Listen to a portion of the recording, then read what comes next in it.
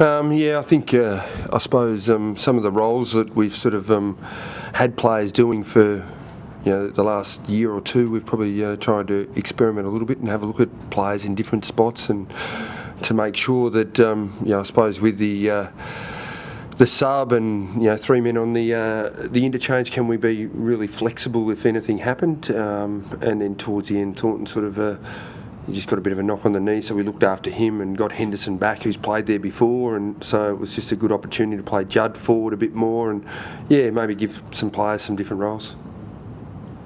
You're going into the game, you're talking about versatility. In depth, you've got about, I think there's a dozen guys, a lot of them very tall, like Warnock and Waite, and obviously these guys who weren't in the team. So you've got incredible pressure on slots, it seems, at the moment.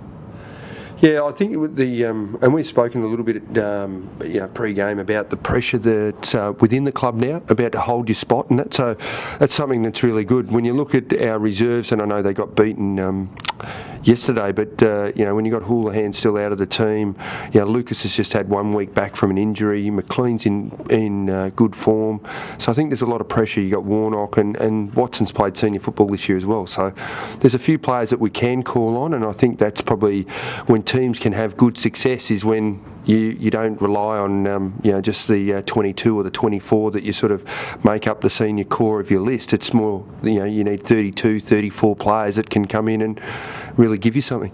First time you've had those sorts of numbers at your disposal, probably.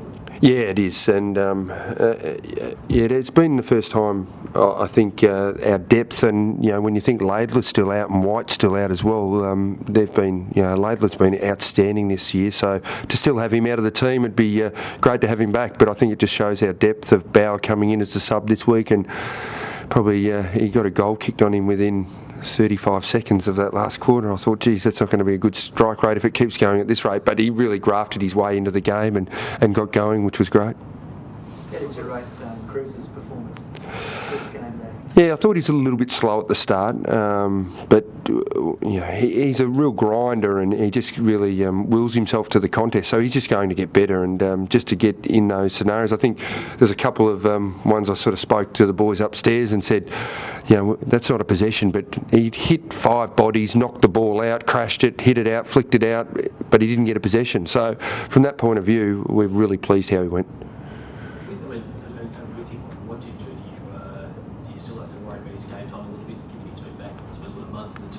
Yeah, no, we're nearly over that hurdle. I think the first week we sort of had to monitor to make sure we didn't really blow him up and make it hard for him to get up for next week. But we'll probably have to have a look at it through the journey, where to make sure that we don't put too much pressure on him. But I think he's just a player that needs to play and be out there. So we'll try and play him as long as we can.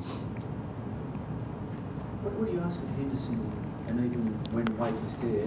Obviously, you'd like to keep goals as forwards, but beyond that, because it seems that a lot of your scoring is out of your smalls. The bulk of your scoring is out of your Benz, Garland and Walker. Are you asking just to be contest players?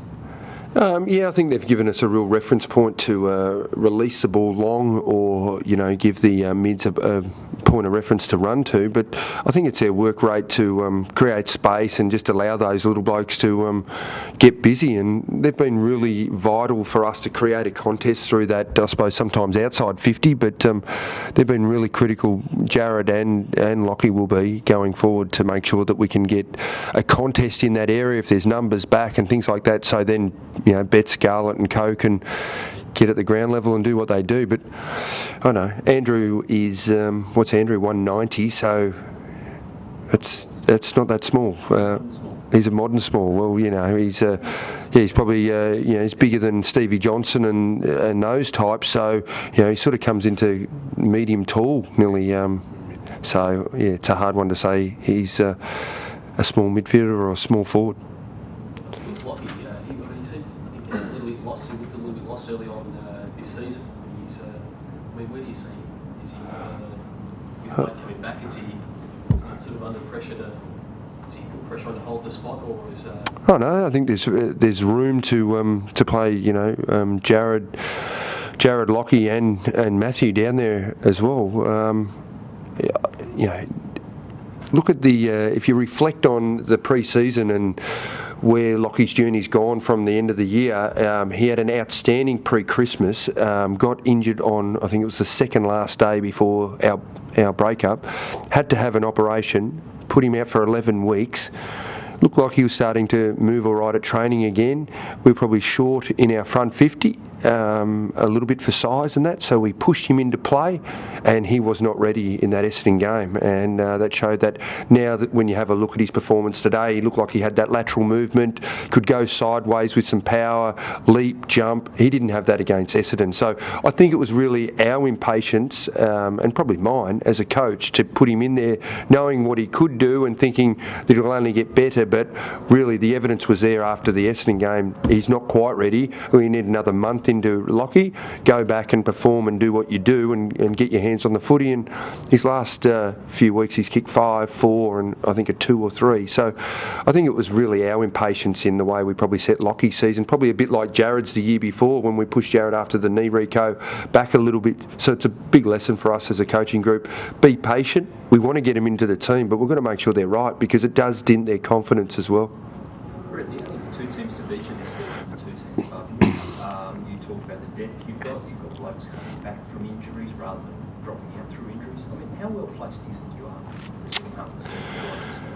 I think we've got good numbers on the track, which is really creates a real healthy environment for players to keep pushing and don't become complacent. So that's really important for us going forward, to make sure we don't get any complacency and thinking, it's great to have 8 wins up and only a couple of losses. It'd be nice to keep that attitude, really pushing hard forward to make sure that we squeeze every inch out of everyone this season, because footy passes you by too quickly, and we don't want to make sure we lose the momentum that we've got at the moment. Brett, you must have been pleased with Jamison. His performance was outstanding, and coming off at 3/4 time. Any concerns with that? Just it was always planned to try and, when we could, look after Michael. Last week he sort of rolled his ankle a little bit, pushed through. He got up this week. We just thought we'd play it smart and look after him, and that makes sure he plays next week. But it hasn't been. In a few of our games, we haven't had the ability to sort of manage some of the players. I think the week before we were going to look after Gibber, and then Jamo was the one to come off. So it just didn't work to plan. But this week did, so it worked well. We carried the extra backman because of that with Bauer. So it'd be nice if it goes like that each week, where you can use the sub to look after somebody. But it doesn't. Yep.